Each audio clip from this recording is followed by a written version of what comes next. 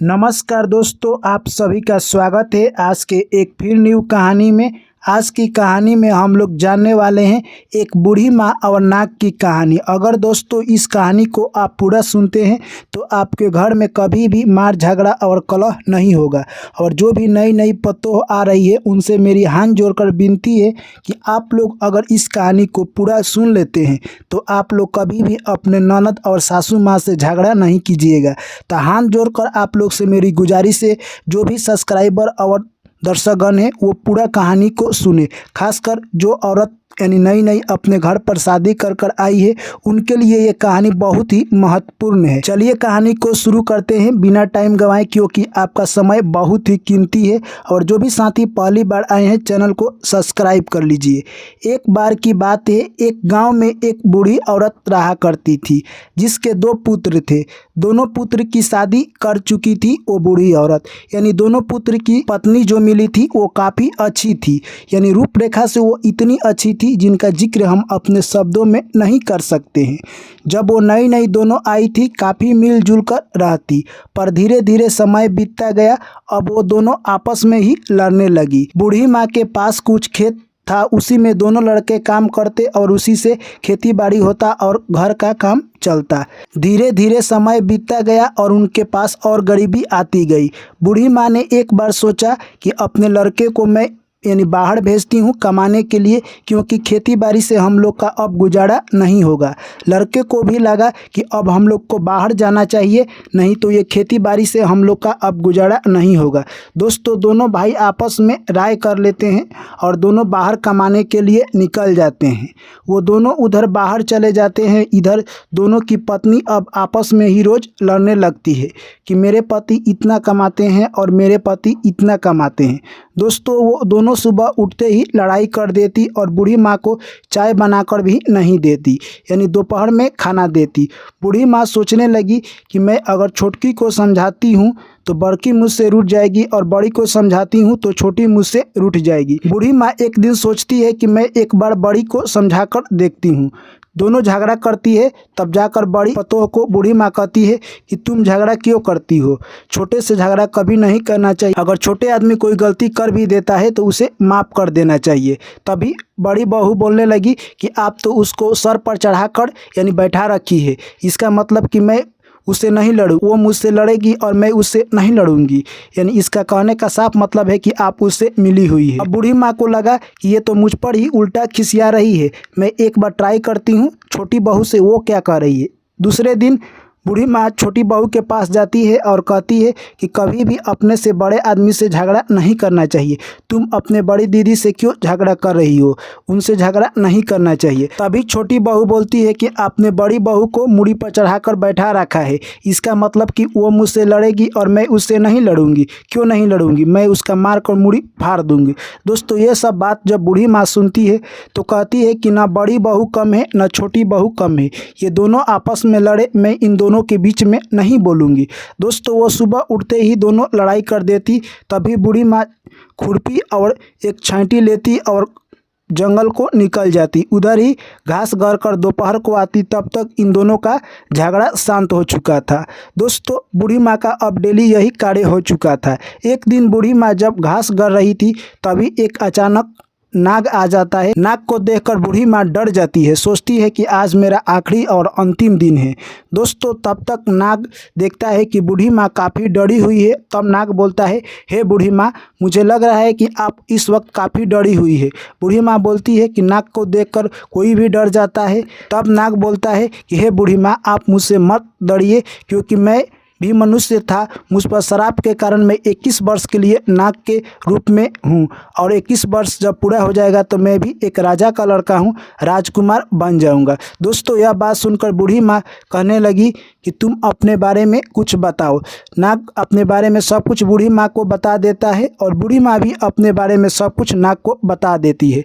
नाग कहता है कि इसी जंगल में एक मेरे गुरु का आश्रम था, उसी में मैं और मेरे गुरु एक गाय को रखते थे, उसी से दूध निकालते गुरु और हम लोग दोनों पीते थे। पर मेरे गुरु का देहांत हो गया, अब मैं अकेले हो चुका हूँ और मुझे बहुत ज़ोर से भूख लगा है। हे बूढ़ी माँ, आप कृपा कर कर मुझे दूध पिलाने का प्रयास करें। अगर इसी गांव के आसपास कहीं दूध मिलता है तो आप लेकर ज़रूर आइए। बूढ़ी माँ बोलती है कि आज तो मैं तुम्हें दूध नहीं पिला पाऊँगी, कल मैं अपने घर से दूध लेकर आऊँगी और तुम्हें ज़रूर पिलाऊँगी। नाग बोलता है कि ज़रूर कल लेकर आना, और बूढ़ी माँ वहाँ से घर चली जाती है। बूढ़ी माँ सोचती है कि अगर मैं बड़ी बहू में से दूध चुराती हूँ तो उसको भी पता चल जाएगा, अगर छोटी में से चुराती हूँ तो उसको भी पता चल जाएगा। बूढ़ी माँ सोच में पड़ गई। फिर उनके दिमाग में एक आइडिया आया कि एक दिन मैं बड़ी बहू में से दूध चुराऊंगी और दूसरे दिन छोटी बहू में से। बूढ़ी माँ देखती कि जैसे ही बड़ी बहू घर में नहीं है, उसके रसोई में घुस जाती और एक लोटे में दूध लेकर घास को निकल जाती। ऐसे ही बूढ़ी माँ का दिनचर्या रोज रोज चलता रहा। दोस्तों, किसी दिन छोटी बहू में से तो किसी दिन बड़ी बहू में से दूध लेकर जाती और नाग को पिला देती। नाग भी काफ़ी प्रसन्न रहता दोस्तों, और बूढ़ी माँ को बोलता कि आपने मेरा जीवन दिया है, इसके लिए मैं आपका 7 जन्म तक आभारी रहूँगा। दोस्तों, दोनों पतों को पता चल जाता है कि मेरा दूध हर तीसरे दिन कैसे ख़त्म हो जाता है। बड़ी बहू छोटी बहू से कहती है, छोटी बहू भी यही कहती है कि हर तीसरा दिन मेरा भी दूध खत्म हो जाता है, पता नहीं चलता कि कौन हम लोगों का दूध चुरा रहा है। दोनों ने राय किया कि हमारे घर में एक सासू माँ आती है, इसके अलावा कोई नहीं आता है। हमें तो लग रहा है कि यही सासू माँ हम लोगों का दूध चुराती है। दोनों पतो लुकाकर सासू माँ को देखने लगी। सासू माँ उनके रसोई में जाती है और जाकर दूध चुरा लेती है और लेकर जंगल को चल देती है। दोनों पतो सासू माँ को लुका कर यानी छुपके पीछा कर रही थी। वो बूढ़ी माँ जाती है, नाग को दूध पिला देती है। यह सब देख दोनों पतो देखती है कि हमारी बूढ़ी माँ कोई डाइन है या भूतिन पिचासिन है जो कि एक नाग को दूध पिला रही है। दोस्तों, वो दोनों घर पर आ जाती है और लाठी लेकर बूढ़ी माँ का इंतजार करने लगती है। तब तक शाम होते ही बूढ़ी माँ उधर से लौटकर घास लेकर आ जाती है। तब दोनों पतोह बोलती है कि आप कहाँ गई थी? तब बूढ़ी माँ बोलती है कि मैं घास गरने के लिए गई थी। बूढ़ी माँ जानती थी कि इन लोगों को कुछ पता ही नहीं है। दोनों यानी कहे तो लापता निकालती है और बूढ़ी माँ को बहुत मारती है और बोलती है कि हे बुढ़िया डाइन, तू घर से चली जा, इस घर में नहीं रहेगी। यानी मार कर बूढ़ी माँ को उसी रात में भगा देती है। दोस्तों, अब बूढ़ी माँ सोचती है कि मैं कहाँ जाऊँ। दोस्तों, अंततः बूढ़ी माँ फिर उसी जंगल में चली जाती है और उस नाग का इंतजार करने लगती है। रात में नाग नहीं निकल कर आया, सुबह होते ही नाग निकल कर आता है तो देखता है कि बूढ़ी माँ यानी वहीं पर सोई हुई है। दोस्तों, यह सब देखकर नाग कहता है, हे बूढ़ी माँ, आज आप इतना सकड़ा कैसे आ गई? बूढ़ी माँ ने अपना सारा कहानी कह दिया। तब नाग कहता है कि यहीं पर एक कुटिया है जिसमें हमारे गुरु रहा करते थे, वहाँ पर अन्नपूर्णा देवी का वास होता है। यहाँ पर कोई भी अन्न का कमी नहीं होता है और यहीं पर एक गौ माता है जिनसे हम लोग दूध निकालेंगे और हम और तुम यहीं पर पीकर रहेंगे। दोस्तों, बूढ़ी माँ उसी झोपड़ी में रहने लगी और गाय से दूध निकालती और नाग को भी पिलाती और खुद पीती। ऐसे ही उनका जीवन धीरे धीरे चलने लगा। धीरे धीरे दोस्तों समय बीतता गया और 21 वर्ष पूरा हो गया। नाग राजकुमार बन गया। राजकुमार इतना सुंदर था दोस्तों कि उसे देखकर कोई भी उसकी तरफ आकर्षित हो जाता। राजकुमार ने बूढ़ी माँ से कहा कि अब हमारे घर आप चलिए। दोस्तों, बूढ़ी माँ को लेकर राजकुमार अपने राज दरबार में जाता है। तब मंत्री से बोलता है कि इस राज के जो भी राजा हैं उन्हें बुलाया जाए। तब मंत्री बोलते हैं कि इस राज के जो भी राजा थे वो सदमे में चले गए हैं, वो अपने रूम से बाहर नहीं आते हैं और वो किसी से नहीं मिलते हैं। राजकुमार ने कहा, आखिर क्यों? मंत्री ने सारा कहानी कह डाला। यानी मंत्री कहने लगा कि यहाँ के जो राजा थे उनको एक लड़का के रूप में नाग हुआ था और उस नाग को उन्होंने बचपन में ही फेंक दिया था। यानी नाग को वो अपने यहाँ इसलिए नहीं पोसे कि उनका राज्य में इज्जत प्रतिष्ठा समाप्त हो जाएगा, और वो इसी सदमा को बर्दाश्त नहीं कर पाए और अभी दोनों यानी कहे तो निराश बैठे हुए हैं। तब तक राजकुमार कहते हैं कि आप मुझे मिलने का आज्ञा दीजिए। राजकुमार जैसे ही जाते हैं और बोलते हैं, अपने माता पिता को प्रणाम करते हैं। जैसे ही वो दोनों देखते हैं अपने लड़के को, उनके अंदर एक सहानुभूति की विश्वास आता है और दोनों खड़े उठ बैठ जाते हैं और अपने लड़के को गले लगा लेते हैं। और दोस्तों, राजकुमार सारा कहानी राजा से बता देता है। राजा फिर तंदुरुस्त और ठीक हो जाते हैं, रानी भी ठीक हो जाती है। रहती है।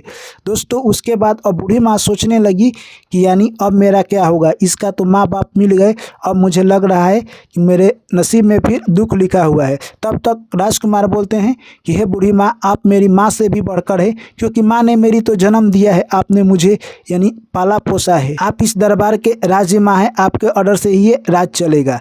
दोस्तों तब तक उधर जो दोनों लड़के बूढ़ी माँ के गए थे बाहर कमाने के लिए, वो भी घर पर आ जाते हैं और दोनों पतों से पूछते हैं कि हमारी माँ कहाँ है। यानी उन दोनों पतों ने सारा कहानी कह डाला और बता दिया कि आपकी माँ कहाँ भाग गई है, हम लोग नहीं जानते हैं। दोस्तों वो दोनों खोजते खोजते राज दरबार में पहुंच जाते हैं और वहीं पर अपनी माँ को देखकर काफ़ी प्रसन्न होते हैं और अपने माँ से आशीर्वाद लेते हैं। और उनकी माँ कुछ धन देती है राज दरबार में से, कहती है कि तुम लोग जहाँ पर रह रहे हो वहीं पर रहो, मेरा एक यहाँ पर राजकुमार लड़का है, मैं इसी के घर रहकर खुश हूँ, जाओ तुम लोग जहाँ रहना है वहीं पर आप लोग अपने बीवी के साथ रहो, मैं यहाँ पर बहुत खुश हूँ। दोस्तों तो इस कहानी से हमें यही सीख मिलता है कि कभी भी हमें अपने से बड़े आदमी का आदर सत्कार करना चाहिए। जिस तरह से दोनों पतों ने अपनी सास का आदर सत्कार नहीं किया, उसका यानी नतीजा ये हुआ कि वो लोग आज भी झोपड़ी में रह रही है और बूढ़ी माँ महल यानी राज दरबार का मालिकिन है। तो दोस्तों इस कहानी से हमें यही सीख मिलता है कि कभी भी हमें बड़े आदमी का सत्कार और आदर करना चाहिए। चलिए दोस्तों इस कहानी से आपने क्या सीखा कमेंट में लिखकर हमें जरूर बताएं। फिर आप लोग से मिलते हैं नेक्स्ट कहानी में। Thank you, take care, bye bye.